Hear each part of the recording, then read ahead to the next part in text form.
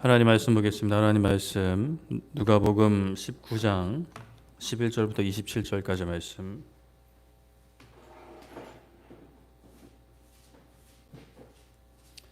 누가복음 19장 11절부터 27절까지.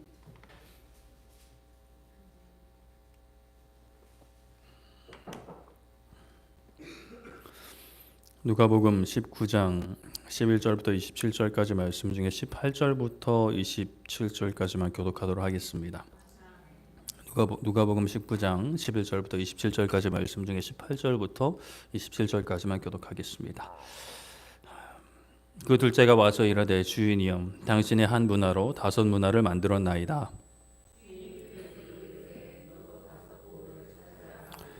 또 한 사람이 와서 이르되 주인이여 보소서 당신의 한 문화가 여기 있나이다. 내가 수건으로 쌓아두었었나이다.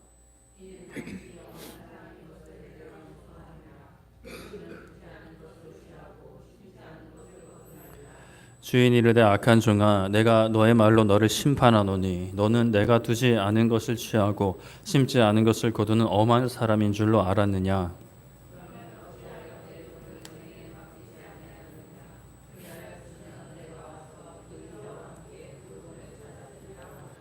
곁에 섰는 자들에게 이르되 그 한 문화를 빼앗아 10 문화 있는 자에게 주라 하니 주인이 이르되 내가 너에게 말하노니 무릇 있는 자는 받겠고 없는 자는 그 있는 것도 빼앗기리라. 그리고 내가 왕됨을 원하지 아니하던 저 원수들을 이리로 끌어다가 내 앞에서 죽이라 하였느니라. 아멘. 네, 오늘은 그릇된 기대라는 제목으로 말씀을 나누고자 합니다. 오늘은 큰일이 있었죠. 작년 12월에 대통령이 계엄령을 선포하고 100여일이 지나 헌법재판소의 선고가 있었습니다. 이제 많은 분들이 이제 그것에 관심을 가지고 이제 결과를 기다렸죠. 결과가 발표가 나고 한쪽은 이제 환호를 하고 또 한쪽 분들은 이제 매우 실망하고 또 분노하는 모습을 보였습니다. 우려했던 것과는 우려했던 어떤 큰 물리적인 충돌이나 어떤 소요 사태 이런 것은 없어서 참 다행이고 감사하긴 한데 참 그 모습을 보면서 그런 생각을 해보았습니다. 우리가 이제 마지막 날에 각자 살아온 대로 또 기대했던 바대로 한쪽은 정말 환호를 할 것이고 한쪽은 정말 비통한 심정으로 이를 갈면서 슬퍼하겠죠. 오늘 있었던 일이 그것과 관련된 일은 아니지만 분명히 극명하게 갈릴 것은 참 비슷한 모습이겠다라는 생각을 했습니다. 오늘 있었던 그러한 일로 인해서 기뻐하는 분들 계시고 또 슬퍼하는 분들 계시고 그냥 덤덤하게 그냥 올 것이 왔다 이렇게 하는 분들도 계시고 아예 관심 없는 분들도 계실 텐데 왜 그럴까? 사람들이 이제 기대하는 것이 달랐기 때문이겠죠. 이쪽 분들은 이것을 기대했고 또 저쪽 분들은 이제 저것을 기대했는데 이게 양쪽의 일이 한꺼번에 일어날 수는 없는 것이기 때문에 한쪽의 일이 일어났고 이제 그것을 기대했던 분들은 환호하게 되고 다른 결과를 기대했던 분들은 이제 슬퍼하게 됩니다.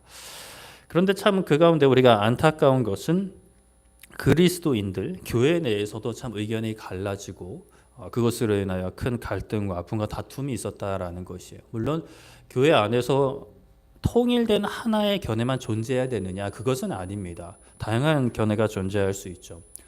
옳고 그름의 문제일 수도 있고 옳고 그름의 문제가 아닐 수도 있습니다. 이번 문제가 뭐냐에 제가 여기서 이야기를 하진 않겠지만 그런데 참 안타까운 것은 이 교회 안에서 이 오늘과 같은 이런 탄핵 정국과 관련한 정치 문제에 관련해서 이쪽이 하나님의 뜻이다 또는 저쪽이 하나님의 뜻이다라고 싸우는 게 참 안타까운 현실 같아요. 우리가 기도하는 것은 뭘까요? 그리스도인들이 기대해야 하는 것. 그것은 요즘 우리가 새벽 기도에 누가복음을 통해 계속 살펴보고 있는 것처럼 하나님의 나라인 거예요. 하나님의 나라인데 우리 이쪽에 계신 분들은 이쪽으로 가는 게 하나님의 나라를 향하는 길인 거고 또 저쪽에 계신 분들은 저쪽으로 가는 게 이제 하나님의 나라를 위한 거다라고 이제 주장들을 하신단 말이죠.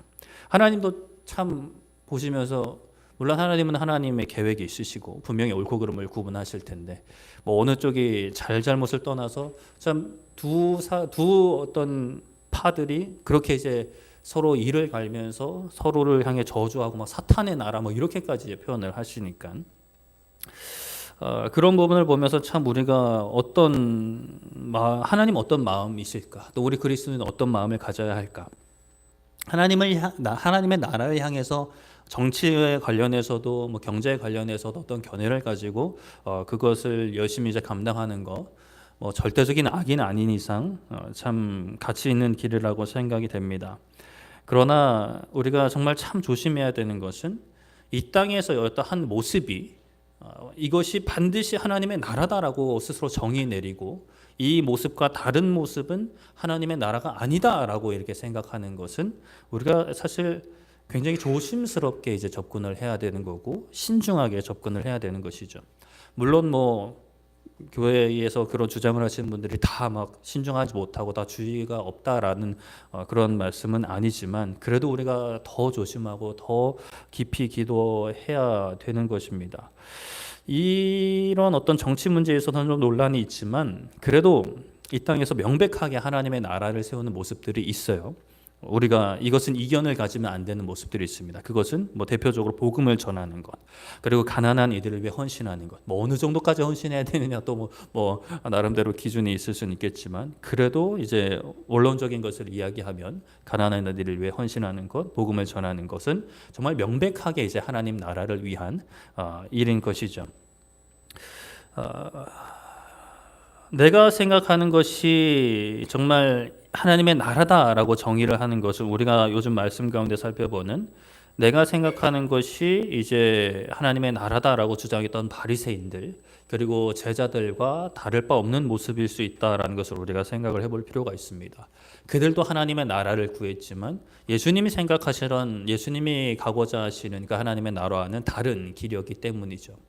사회주의, 자유민주주의, 뭐 자유시장 경제, 공산주의 뭐 이런 것들 우리가 참 뭐 나중에 시간이 있으면 뭐 좀 주의 깊게 다룰 수 있으면 좋겠지만 어느 것 하나 완전한 것은 없습니다. 사회주의, 공산주의는 이미 역사적으로 이거는 이제 그 뒤안길로 사라져 버렸지만 많은 사람들이 그 가치를 그래도 아직까지 좀 마음에 품고 계시고 자유민주주의, 뭐 시장 경제도 완벽하게 하나님 나라를 투영하느냐 또 그것은 아니죠. 굉장히 이제 조심해야 되는 부분인데요. 자, 우리가 말씀으로 들어가서 바리새인들, 예수님의 제자들까지 그들은 강성한 이스라엘, 하나님께서 허락하신 강한 왕이 다스리는 강력한 이스라엘을 원했습니다. 그것이 하나님의 약속이라고 생각했고요. 그것이 하나님의 나라라고 생각을 했죠. 우리도 이 땅에서 어떠한 정치적 국가의 모습이 반드시 하나님의 나라의 모습이다라고 생각하는 것, 아까도 말씀드린 것처럼 신중해야 하는데 우리는 진짜 하나님께서 원하시는 하나님의 나라는 뭐고 예수님께서 걸어가시는 하나님의 나라는 어떤 모습인가를 우리가 말씀을 통해 깊이 붙잡아야 합니다. 오늘 말씀 11절에 보면요. 그들이 이 말씀을 듣고 있을 때라고 상황을 설명합니다. 이 상황이 이제 오늘 새벽에 살펴본 것처럼 예수님께서 삭개오의 집에 가시고 그의 집에 구원을 선포하신 사건인데요. 그러한 상황 속에서 예수님께서 더 말씀하고 계세요. 더 말씀하시는 이유는 그들이 참 그릇된 기대, 그러니까 기대가 뭐 완전히 잘못됐다기보다는 좀 방향성이 잘못됐어요. 근데 그 방향성이 처음에는 조금 잘못됐는데 계속 가다 보면 이게 점점 멀어지잖아요. 그 굉장히 이제 멀어져 있는 상태이긴 하죠. 그렇게 이제 그런 상황 속에서 예수님께서 이제 점점 예루살렘으로 가까이 가시기 때문에 그러니까 예수님을 그래도 추종하는 사람들은 하나님의 나라가 이제 금방 임하겠구나라고 생각을 한 거예요. 예루살렘은 수도입니다. 왕의 출정식을 하기에 적합한 거. 그러니까 왕이 드러나기에 이제 아주 적합한 곳이죠. 그곳에서부터 로마 군인들을 몰아내고 하나님의 왕국 이스라엘의 독립을 선포하기에 아주 좋은 곳입니다. 그래서 예수님을 따르는 사람들은 예수님께서 예루살렘으로 가신다 하시니 이제 예수님이 왕이 되시는구나, 우리가 바라는 나라가 세워지는구나 라고 하는 거죠. 그렇게 생각하는 사람들에게 한 이야기를 하십니다. 12절에 어떤 귀인이 왕위를 받아가지고 오려고 먼 나라로 갔을 때라고 이제 상황을 설명을 하시죠. 그때 당시에는 이제 로마 황제가 있고 로마 그 통치 아래 있는 나라 그 지역들의 이제 왕들이 이제 통치를 하는 그런 상황이었습니다. 왕 위에 황제가 있었던 거죠. 그래서 이제 특정 인물이 황제에게 가서 허락을 받고 뭐 왕이 수여식 같은 것을 하고 이제 돌아와서 왕으로서의 이제 그 권한을 행사하는 그러한 어떤 시대적인 배경이 있었습니다. 로마로 가야 되니까 굉장히 먼 길을 가는 거죠. 비행기가 있는 것도 아니고 육로로 뭐 걸어가진 않았을 거고 뭐 말이나 뭐 가마나 이런 걸 타고 갔겠지만 그래도 상당히 오랜 길이었습니다. 그때 당시에 제법 이런 일들이 있었다라고 해요. 이스라엘 지역 그 근처 지역들을 여러 왕들 총독들이 다스리는데 이제 사람들이 이야기를 듣고 우리가 살아가는 어떤 그런 모습과 비슷한 모습을 생각을 하게 되는 거죠. 그렇게 귀인이 아직 왕이 되지는 않은 왕이 될 귀인이 종 10명을 불러서 10문화를 나누어 줍니다. 문화는 이제 은의 중량인데 은 한 문화는 100드라크마에 해당되는 양이라고 합니다. 한 드라크마가 노동자 하루 품삯이니까 100드라크마는 노동자 100일 임금 정도 되는 거예요. 그 문화를 주면서 그 귀인이 왕이 될 귀인이 종들에게 내가 돌아올 때까지 장사해라, 이걸 미천 삼아서 장사해라라고 하는 거예요. 그런데 여기서 종들이 아닌 다른 무리들이 등장을 하는데 14절에 보면 그 지역 백성이 그를 미워했다라고 합니다. 그 귀인을 미워한 거예요. 그가 왕이 되는 것을 좋아하지 않는 거죠. 그래서 사자를 이제 뒤로 보내가지고 다른 길로 보내서 황제에게 가서 이 사람이 우리의 왕이 되는 것을 우리가 원하지 않습니다라는 의견을 전달하게 하는 거죠. 자신들의 의견을 적극적으로 이제 표현을 하는 건데, 그러나 이것은 조금만 생각해 보면 굉장히 위험한 행동일 수 있어요. 성공하면 자기들에게 유익이겠죠. 자신들의 뜻대로 되니까. 그러나 황제가 그것을 받아들이지 않았다. 우리가 이제 사자를 보낸 게 귀인에게 들어갔다. 정보가 들어갔다. 이것은 이제 왕으로 오는 사람에게 이거 완전히 미움을 받는 거고, 완전 낙인이 찍히는 거고, 실제적인 어떤 고통을 당할 수 있는 여지를 준 것입니다. 그런데 귀인이 왕위를 받고 돌아온 거예요. 사람들이 사자를 보냈지만 그것이 반영되지 않았습니다. 귀인은 자기 기준에서 성공적으로 왕위를 받아서 왔어요. 그리고 하는 일이 은화를 준 이제 종들을 부릅니다. 떠나기 전에 그들에게 장사하라 명령했는데 그 명령을 어떻게 지켰는지를 이제 확인하는 거예요. 첫 번째 종이 나왔습니다. 16절에 보면 그가 주인에게 말하기를 주인께서 주신 한 문화로 10문화를 남겼다 합니다. 10배의 수익을 낸 것이에요. 순수익만 이제 9배인 거죠. 이제 9의 수익을 낸 거죠. 주인이 그 말을 듣고 칭찬합니다. 잘했다 합니다. 착한 종이라고 하면서 너가 지극히 작은 것에 충성했으니 10골 권세를 차지하라 합니다. 이제 왕이니까 넓은 지역을 다스려야 되잖아요. 근데 왕이 혼자서 모든 일을 할 수 없으니까 밑에 신하들을 두는데 문화를 맡긴 일로 검증된 그의 충성심, 그의 능력을 토대로 10고을을 주는 거예요. 고을을 다스리는 것과 노동자 한 명의 100일치 품삯은 굉장히 큰 차이가 있잖아요. 굉장히 큰 것을 맡기는 것입니다. 두 번째 종이 와서 말하기를 주인이 주신 한 문화로 5문화를 만들었습니다 라고 답을 합니다. 10문화보다는 작은 양이지만 그래도 5개도 뭐 완전 적은 것은 아니죠. 주인은 그에게 말합니다. 너는 5고을을 차지하면 되겠구나 라고 말을 하죠. 그런데 한 사람이 와서 주인에게 말합니다. 20절에 보면 당신의 한 문화가 여기 있습니다 라고 하면서 수건에 싸둔 문화를 보입니다. 그리고 고백하기를 내가 주인이 엄한 사람인 것을 알고 두려웠습니다. 당신은 두지 않은 것을 취하고 심지 않은 것을 거두지 않는다라고 하죠. 심지 않는 것을 거둔다라고 합니다. 이 표현 자체가 좀 어색한데 엄한 사람이라는 것을 무서워하는 것은 크게 이해가 어렵지 않고 그런데 주인에게 당신은 두지 않은 것을 취하고 심지 않은 것을 거둔다라고 하는 거예요. 이 표현만 보면 그렇게 좋은 표현 같지는 않죠. 마치 조롱하는 것 같기도 하고 당신은 일도 하지 않고 이익을 추구하는 그런 불안당 같은 인간입니다. 약간 이런 뉘앙스처럼 보이기도 해요. 그런데 이제 반대로 주인은 그렇게 능력이 있는 사람이니 심은 것보다 많은 것을 거두는 능력이 뛰어난 사람이니 내가 이것을 잘못해서 잃어버리면 주인께 더 크게 혼날까 봐 숨겨놓았다라는 의미일 수도 있어요. 아니면 주인의 명령이 부당하게 느껴져서 내가 따르지 않았다라고 말하는 것일 수도 있죠. 여러 중의적인 의미가 담겨 있을 수 있는데 어찌 되었건 확실한 건 그가 아무것도 하지 않았다라는 거예요. 그 의도가 어떠했든 주인의 명령을 따르지 않은 것이 명백하다라는 것이죠. 문화를 통해 장사라는 명령에 순종하지 않았어요. 엄밀히 말하면 주인은 수익을 내라 하지 않았어요. 그냥 장사하라 했죠. 물론 장사하는 게 당연히 이제 수익을 내는 것을 이제 의미를 포함하긴 하지만 그래도 장사라는 것이 수익을 내고 싶다라고 해서 다 내는 것은 아니죠. 때로는 실패할 수도 있습니다. 때로는 망할 수도 있는 거죠.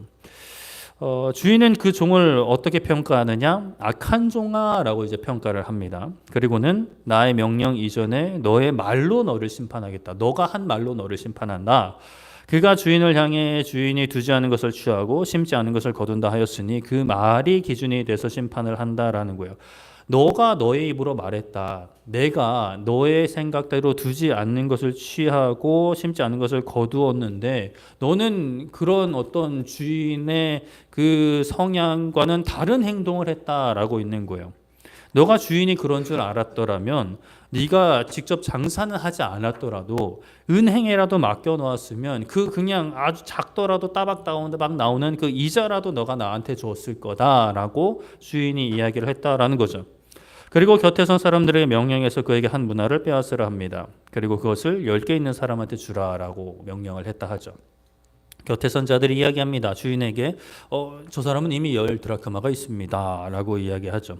이미 충분합니다 라고 이야기하는 거예요. 그러나 주인이 말하는 것은 무릇 있는 자는 받겠고 없는 자는 그 있는 것도 빼앗길 거다라고 이제 말씀을 하시죠. 이것을 통해서 예수님은 하나님 나라의 그 오심에 대해서 일단 말씀을 해주십니다.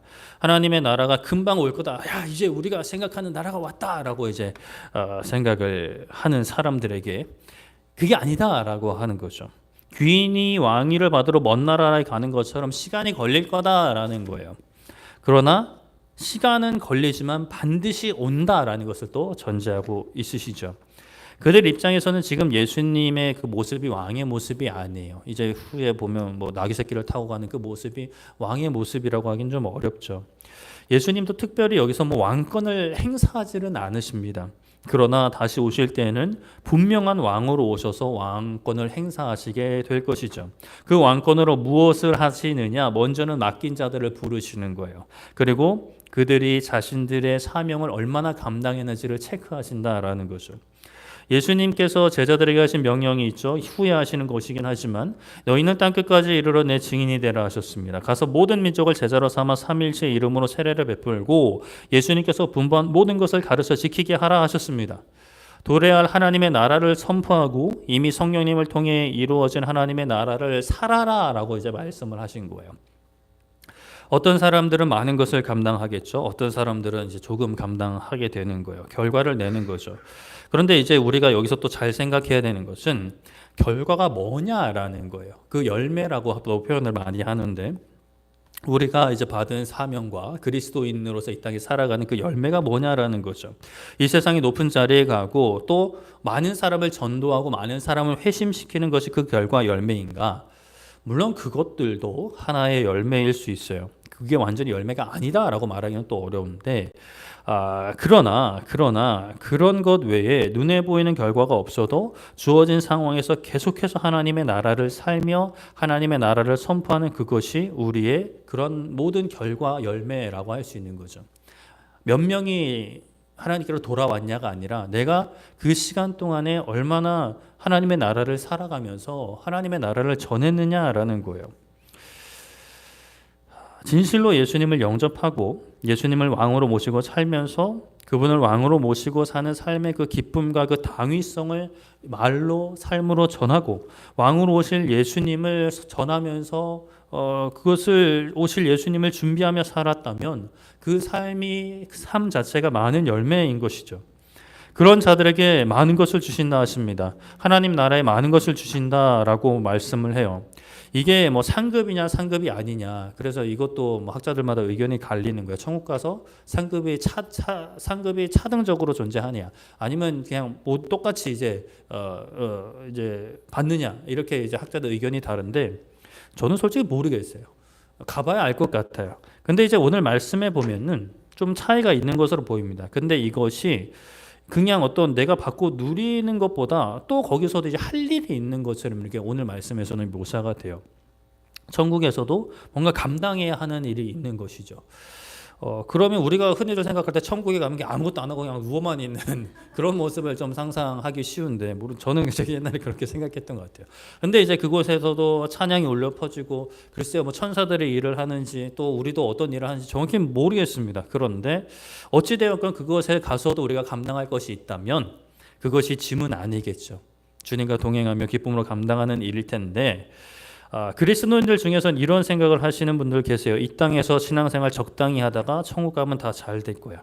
그때는 죄의 유혹도 없고 어떤 육신의 한계도 없으니까 하나님을 더 잘 섬기게 될 거야 라고 생각하는 모습들이 있어요. 분명히 일리가 있는 말씀이에요. 우리는 그곳에 가서 완전해지기 때문이죠. 그러나 천국에서도 우리가 감당해야 될 것, 동시에 누려야 할 것들이 있다면 이 땅에서 더 하나님의 나라를 살아낸 사람들, 예수님을 더 온전히 왕으로 모신 사람들에게 더 많은 것을 맡길 것이라는 것은 우리가 말씀을 통해서 생각을 해볼 수가 있겠죠. 그러니 우리가 이 땅에서 더 예수님 닮아가는 것, 하나님 나라를 더욱 온전히 살아가기를 사모해야 되는 겁니다. 천국에서 우리가 받을 그것이 있기 때문인 거죠. 뭐 상급이 차이가 있냐 없냐는 뭐 가서 따져봐야겠지만, 우리가 이 땅에서 더 사모해야 되는 것, 더 열심으로 감당해야 되는 것은 마땅한 것입니다. 적당히 해서는 안 되는 거죠. 하나님의 나라를 구하고 하나님의 나라를 살아가는 것, 이 정도면 되겠지라고 생각해서는 안 되는 것입니다. 그런데 20절부터 한 문화를 그대로 가져오는 종이 등장을 했죠. 그는 주인이 어떤 사람인지 알고 있었는데 아무것도 하지 않았어요. 장사를 하셨는데 장사는커녕 대신 장사해주는 돈놀이하는 은행에 맡기지도 않은 거죠. 복음을 전하라 하시고 하나님의 나라를 선포하며 하나님 나라를 준비하라 하셨는데 그것을 직접 하지도 않아요. 또 그것을 감당하는 이에게 자신이 가진 것을 맡기지도 않은 사람들이에요. 그저 자신에게 허락된 복음의 기쁜 소식을 누가 보지 않게 꽁꽁 싸매고 있었던 거죠. 그는 어떻게 될까요? 복음을 빼앗기게 된다라는 거예요. 그는 더 이상 종이 아니게 되는 거죠. 하나님 나라에 자리가 없는 거예요. 하나님에 대해서 들었지만, 복음에 대해서 들었지만 어떠한 삶의 변화로도 이어지지 않은 사람들을 가리키는 것이겠죠. 그런데 이 사람보다 더 심각한 사람들이 있어요. 적극적으로 귀인의 그 왕되심을 반대했던 이들, 예수님의 왕되심을 반대하는 사람들인 거죠. 예수님이 왕이라고 인정하지 않는 사람들입니다. 예수님이 왕이라고 말로 고백은 하지만 실제로는 예수님을 왕으로 모시는 삶을 전혀 살지 않는 사람들도 여기 포함될 수 있어요.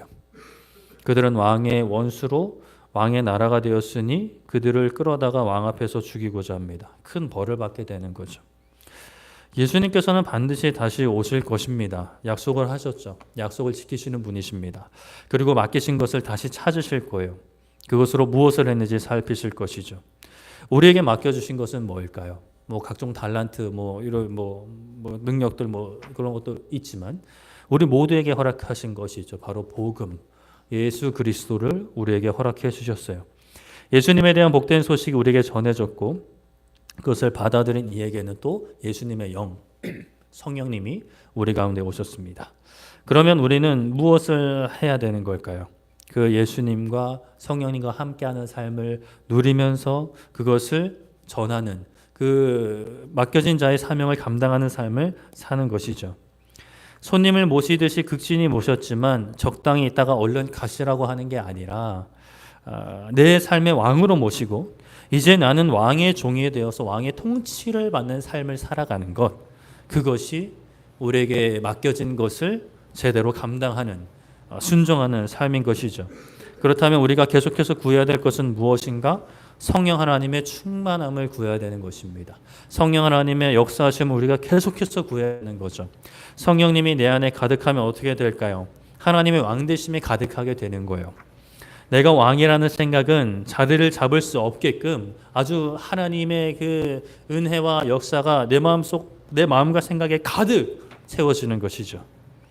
세상은 너가 왕이다, 아니면 다른 어떤 것이 왕이다. 민주주의 얘기 많이 하지만 민주주의 우리 조심해야 됩니다. 많이 말씀드렸죠. 이 나라의 주권은 사람에게 있는 것이 아니라 하나님에게 있다라는 우리의 그 믿음으로 우리가 가득 차 있어야 되는 것이죠. 하나님이 내 삶의 주인이다라는 고백. 내 삶이 잘 풀릴 때나 잘 풀리지 않을 때 모두 하나님께서 왕이십니다. 그러면 언제 어디서나 모든 상황 속에서 왕 되신 하나님의 명령에 순종할 수 있게 되는 거죠. 그것이 하나님의 나라를 이 땅 가운데서도 살아가는 것입니다. 우리는 하나님의 나라를 살아갑니다. 살아가야 합니다. 예수님은 하늘 보좌 우편에 계시죠. 이 땅에 오지는 않으셨습니다.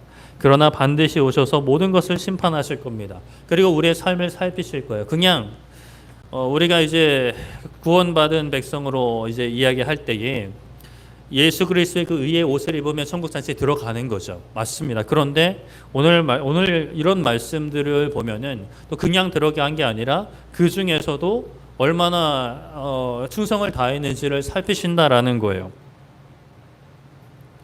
그렇게 우리의 삶을 살피실 때 우리가 뭐 이 땅에서 이름을 날리는 것이 아니라 예수님 안에 얼마나 있었는가, 성령 하나님의 인도하심에 얼마나 순종을 했는가, 얼마나 하나님의 나라와 의를 구하는 삶을 살았는가, 그것을 살피시는 것이죠. 그때에 정말 너는 뭐 했니? 라는 것이 아니라 정말 칭찬 들을 수 있는 우리 모두가 되기를 소망합니다. 또 다른 비유에서는 달란트 맡긴 자의 비유가 있죠. 5달란트, 3달란트, 1달란트 있는데 그곳에서는 예수님이 강조하시는 것, 많이 남긴 자나 적게 남긴 자나 다 똑같이 칭찬을 하시는 거예요. 그런 것을 보면 상급이 동일하다 이렇게 볼 수도 있겠지만 어찌 되었건 동일하든 동일하지 않든 사실 그건 중요하지 않고 칭찬받는 우리의 마지막이자 영원의 시작인 그때에 쫓겨나서 일을 가는 그런 무리들에 속하지 않고 천국잔치에 들어가지만 부끄럽게 들어가는 그런 모습도 아니고 정말 물론 당당할 인생이 몇 명이나 있겠어요. 당당하진 않더라도 정말 그 은혜에 감사하면서 그래도 하나님께 칭찬받는 그러한 우리 모두 되기를 소망하고 축복합니다. 말씀을 정리하겠습니다. 하나님의 나라가 금방 올 것이라 생각하는 사람들에게 그게 아니다라고 하십니다. 먼 나라로 가서 돌아오는데 오래 걸리는 주인처럼 시간이 걸린다라는 것이죠. 그러나 분명한 것, 다시 오시는데 왕으로 오신다라는 거예요. 그때는 천군 천사의 어떤 그 호의라 그럴까요? 그 천군의 그 나팔 소리와 함께 정말 누구도 부정할 수 없게 오실 겁니다. 그때 예수님 안에서 믿음을 지킨 사람들은 환호하면서 주님을 맞이하게 될 것이고, 그렇지 않은 사람들은 슬피 울며가며 좌절하고 쓰러지고 통탄이 하겠죠. 예수님이 다시 오셔서 우리에게 맡기신 사명을 확인하실 것입니다.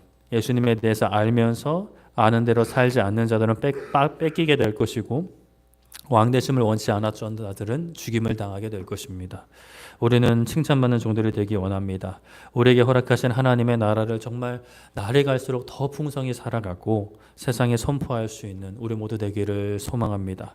그렇게 되기 위해서 오늘 이 시간 우리가 찬양하고 기도할 때 성령 하나님의 그 은혜를 구할 수 있는 우리 모두 되기를 소망하고 축복합니다.